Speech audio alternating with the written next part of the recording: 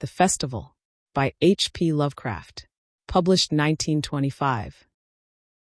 Efficiunt daemones, ut qui non sunt, sic tamen, quasi sint, conspicienda hominibus exhibiant. Lactantius. I was far from home, and the spell of the eastern sea was upon me. In the twilight I heard it pounding on the rocks, and I knew it lay just over the hill where the twisting willows writhed against the clearing sky and the first stars of evening. And because my fathers had called me to the old town beyond, I pushed on through the shallow, new-fallen snow along the road that soared lonely up to where Aldebaran twinkled among the trees, on toward the very ancient town I had never seen but often dreamed of. It was the Yuletide, that men call Christmas, though they know in their hearts it is older than Bethlehem and Babylon, older than Memphis and mankind. It was the Yuletide, and I had come at last to the ancient sea town where my people had dwelt and kept festival in the elder time when festival was forbidden, where also they had commanded their sons to keep festival once every century, that the memory of primal secrets might not be forgotten. Mine were an old people, and were old even when this land was settled 300 years before. And they were strange because they had come as dark, furtive folk from opiate southern gardens of orchids, and spoken another tongue before they learnt the tongue of the blue-eyed fishers. And now they were scattered, and shared only the rituals of mysteries that none living could understand. I was the only one who came back that night to the old fishing town as legend bade, for only the poor and the lonely remember. Then beyond the hill's crest I saw Kingsport outspread frostily in the gloaming. Snowy Kingsport with its ancient vanes and steeples, ridgepoles and chimney pots, wharves and small bridges, willow trees and graveyards, endless labyrinths of steep, narrow, crooked streets and dizzy church-crowned central peak that time durst not touch, ceaseless mazes of colonial houses piled and scattered at all angles and levels like a child's disordered blocks, antiquity hovering on gray wings over winter, whitened gables and gambrel roofs, fanlights and small-paned windows one by one gleaming out in the cold dusk to join Orion and the archaic stars. And against the rotting wharves the sea pounded, the secretive, immemorial sea out of which the people had come in the elder time. Beside the road at its crest a still higher summit rose, bleak and windswept, and I saw that it was a burying ground where black gravestones stuck ghoulishly through the snow like the decayed fingernails of a gigantic corpse. The printless road was very lonely, and sometimes I thought I heard a distant horrible creaking as of a gibbet in the wind. They had hanged 4 kinsmen of mine for witchcraft in 1692, but I did not know just where. As the road wound down the seaward slope, I listened for the merry sounds of a village at evening, but did not hear them. Then I thought of the season, and felt that these old Puritan folk might well have Christmas customs strange to me, and full of silent hearthside prayer. So after that I did not listen for merriment or look for wayfarers, but kept on down past the hushed lighted farmhouses and shadowy stone walls to where the signs of ancient shops and sea taverns creaked in the salt breeze, and the grotesque knockers of pillared doorways glistened along deserted, unpaved lanes in the light of little curtained windows. I had seen maps of the town, and knew where to find the home of my people. It was told that I should be known and welcomed, for village legend lives long. So I hastened through Back Street to Circle Court, and across the fresh snow on the one full flagstone pavement in the town, to where Green Lane leads off behind the market house. The old maps still held good, and I had no trouble, though at Arkham they must have lied when they said the trolleys ran to this place, since I saw not a wire overhead. Snow would have hid the rails in any case. I was glad I had chosen to walk, for the white village had seemed very beautiful from the hill, and now I was eager to knock at the door of my people, the 7th house on the left in Green Lane, with an ancient peaked roof and jutting second story, all built before 1650. There were lights inside the house when I came upon it, and I saw from the diamond window panes that it must have been kept very close to its antique state. The upper part overhung the narrow grass-grown street, and nearly met the overhanging part of the house opposite, so that I was almost in a tunnel, with the low stone doorstep wholly free from snow. There was no sidewalk, but many houses had high doors reached by double flights of steps with iron railings. It was an odd scene, and because I was strange to New England, I had never known its like before. Though it pleased me, I would have relished it better if there had been footprints in the snow, and people in the streets, and a few windows without drawn curtains. When I sounded the archaic iron knocker, I was half afraid. Some fear had been gathering in me, perhaps because of the strangeness of my heritage, and the bleakness of the evening, and the queerness of the silence in that aged town of curious customs. And when my knock was answered, I was fully afraid, because I had not heard any footsteps before the door creaked open. But I was not afraid long, for the gowned, slippered old man in the doorway had a bland face that reassured me. And though he made signs that he was dumb, he wrote a quaint and ancient welcome with the stylus and wax tablet he carried. He beckoned me into a low, candle-lit room with massive exposed rafters and dark, stiff, sparse furniture of the 17th century. The past was vivid there, for not an attribute was missing. There was a cavernous fireplace and a spinning wheel at which a bent old woman in loose wrapper and deep poke bonnet sat back toward me, silently spinning despite the festive season. An indefinite dampness seemed upon the place, and I marveled that no fire should be blazing. The high-backed settle faced the row of curtained windows at the left, and seemed to be occupied, though I was not sure. I did not like everything about what I saw, and felt again the fear I had had. This fear grew stronger from what had before lessened it, for the more I looked at the old man's bland face, the more its very blandness terrified me. The eyes never moved, and the skin was too like wax. Finally, I was sure it was not a face at all, but a fiendishly cunning mask. But the flabby hands, curiously gloved, wrote genially on the tablet, and told me I must wait a while before I could be led to the place of festival. Pointing to a chair, table, and pile of books, the old man now left the room, and when I sat down to read, I saw that the books were hoary and moldy, and that they included old Morrister's Wild Marvels of Science, the terrible Saggicismus Triumphatus of Joseph Glanville, published in 1681, the shocking Demonolatria of Remigius, printed in 1595 at Lyons, and worst of all, the unmentionable Necronomicon of the mad Arab Abdul al-Hazard, in Olus Wormius' forbidden Latin translation, a book which I had never seen, but of which I had heard monstrous things whispered. No one spoke to me, but I could hear the creaking of signs in the wind outside, and the whir of the wheel as the bonnet old woman continued her silent spinning. I thought the room and the books and the people very morbid and disquieting, but because an old tradition of my father's had summoned me to strange feastings, I resolved to expect queer things.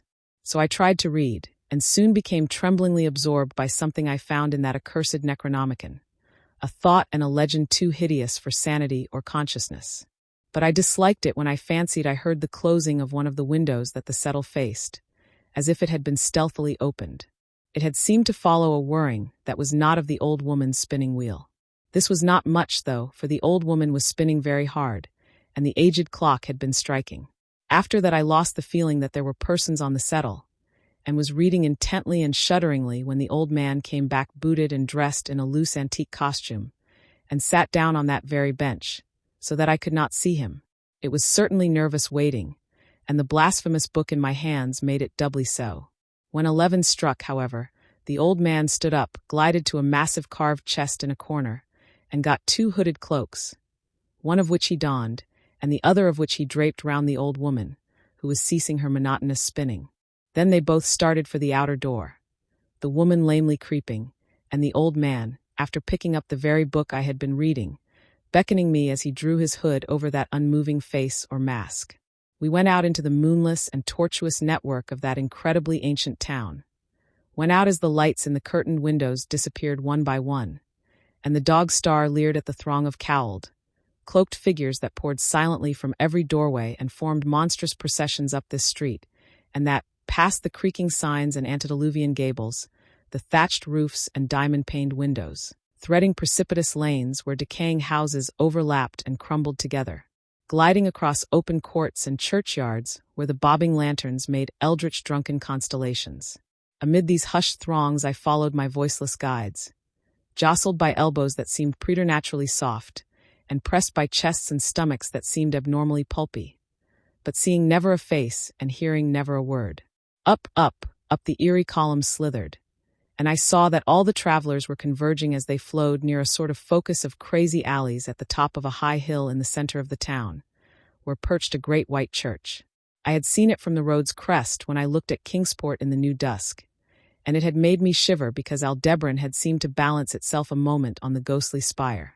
There was an open space around the church, partly a churchyard with spectral shafts, and partly a half-paved square swept nearly bare of snow by the wind, and lined with unwholesomely archaic houses having peaked roofs and overhanging gables. Death fires danced over the tombs, revealing gruesome vistas, though queerly failing to cast any shadows. Past the churchyard, where there were no houses, I could see over the hill's summit and watch the glimmer of stars on the harbor, though the town was invisible in the dark.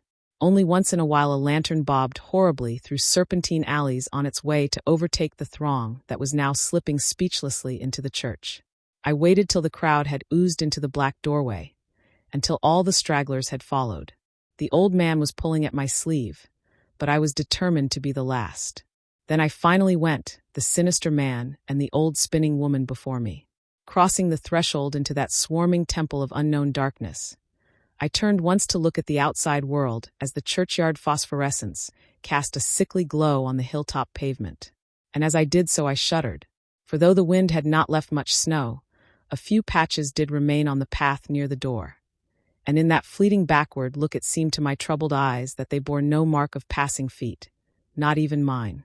The church was scarce lighted by all the lanterns that had entered it, for most of the throng had already vanished. They had streamed up the aisle between the high white pews to the trapdoor of the vaults, which yawned loathsomely open just before the pulpit, and were now squirming noiselessly in. I followed dumbly down the foot-worn steps and into the dank, suffocating crypt. The tale of that sinuous line of night marchers seemed very horrible, and as I saw them wriggling into a venerable tomb, they seemed more horrible still.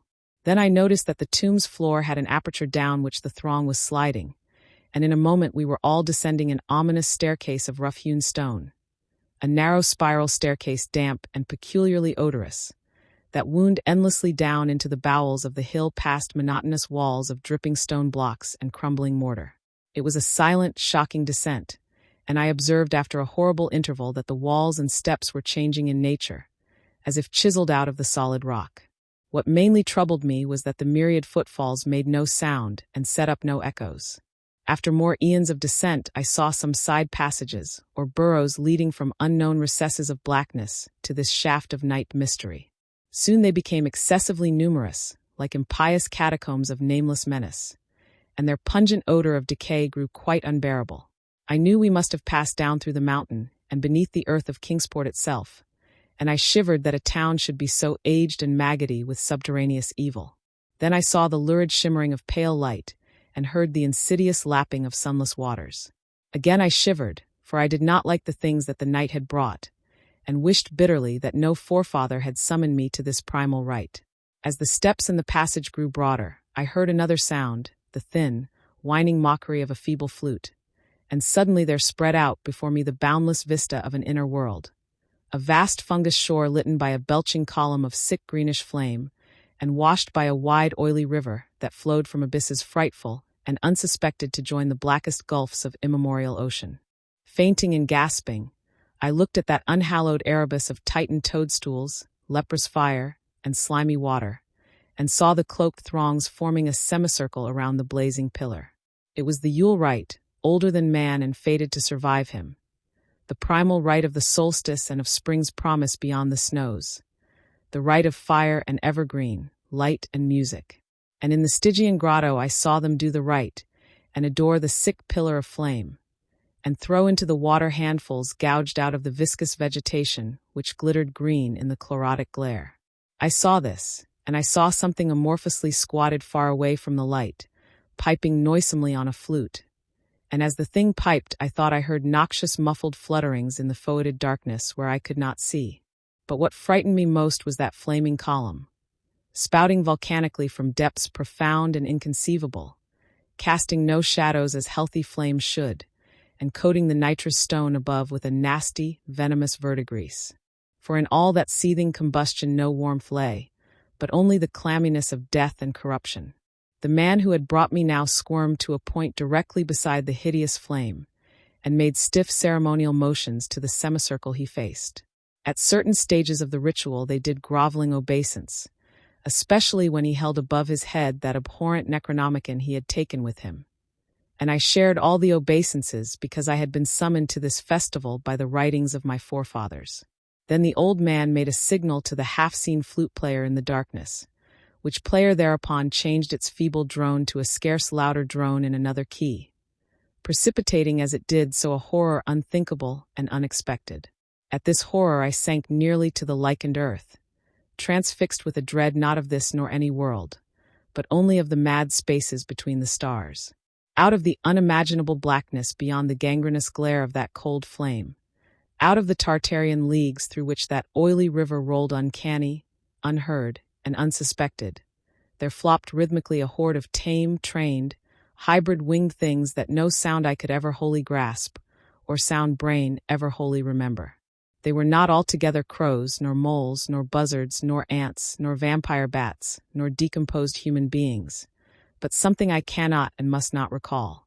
They flopped limply along, half with their webbed feet and half with their membranous wings, and as they reached the throng of celebrants the cowled figures seized and mounted them, and rode off one by one along the reaches of that unlighted river, into pits and galleries of panic where poisoned springs feed frightful and undiscoverable cataracts.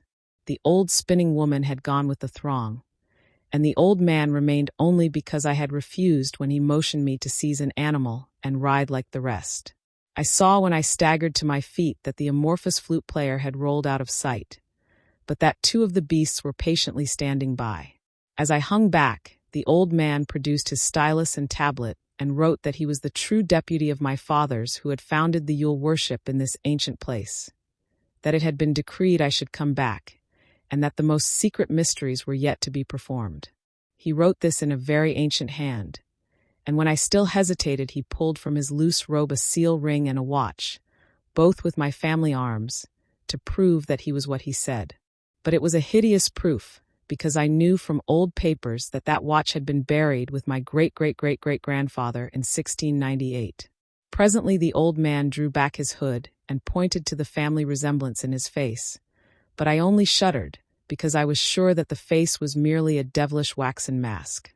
The flopping animals were now scratching restlessly at the lichens, and I saw that the old man was nearly as restless himself. When one of the things began to waddle and edge away, he turned quickly to stop it, so that the suddenness of his motion dislodged the waxen mask from what should have been his head. And then, because that nightmare's position barred me from the stone staircase down which we had come, I flung myself into the oily underground river that bubbled somewhere to the caves of the sea. Flung myself into that putrescent juice of earth's inner horrors, before the madness of my screams could bring down upon me all the charnel legions these pest gulfs might conceal. At the hospital they told me I had been found half frozen in Kingsport harbor at dawn, clinging to the drifting spar that accident sent to save me. They told me I had taken the wrong fork of the hill road the night before, and fallen over the cliffs at Orange Point, a thing they deduced from prints found in the snow. There was nothing I could say, because everything was wrong. Everything was wrong, with the broad window shewing a sea of roofs in which only about 1 in 5 was ancient, and the sound of trolleys and motors in the streets below. They insisted that this was Kingsport, and I could not deny it. When I went delirious at hearing that the hospital stood near the old churchyard on Central Hill, they sent me to St. Mary's Hospital in Arkham, where I could have better care. I liked it there, for the doctors were broad-minded, and even lent me their influence in obtaining the carefully sheltered copy of Alhazard's objectionable Necronomicon from the library of Miskatonic University. They said something about a psychosis, and agreed I had better get any harassing obsessions off my mind. So I read again that hideous chapter, and shuddered doubly because it was indeed not new to me. I had seen it before, let footprints tell what they might, and where it was I had seen it were best forgotten. There was no one, in waking hours, who could remind me of it, but my dreams are filled with terror because of phrases I dare not quote. I dare quote only one paragraph, put into such English as I can make from the awkward low Latin. "The nethermost caverns," wrote the mad Arab, "are not for the fathoming of eyes that see, for their marvels are strange and terrific. Curse the ground where dead thoughts live new and oddly bodied, and evil the mind that is held by no head." Wisely did Ibn Shakabak say, that happy is the tomb where no wizard hath lain, and happy the town at night whose wizards are all ashes. For it is of old rumor that the soul of the devil-bought hastes not from his charnel clay, but fats and instructs the very worm that gnaws, till out of corruption horrid life springs, and the dull scavengers of earth wax crafty to vex it and swell monstrous to plague it. Great holes secretly are digged where earth's pores ought to suffice, and things have learnt to walk that ought to crawl.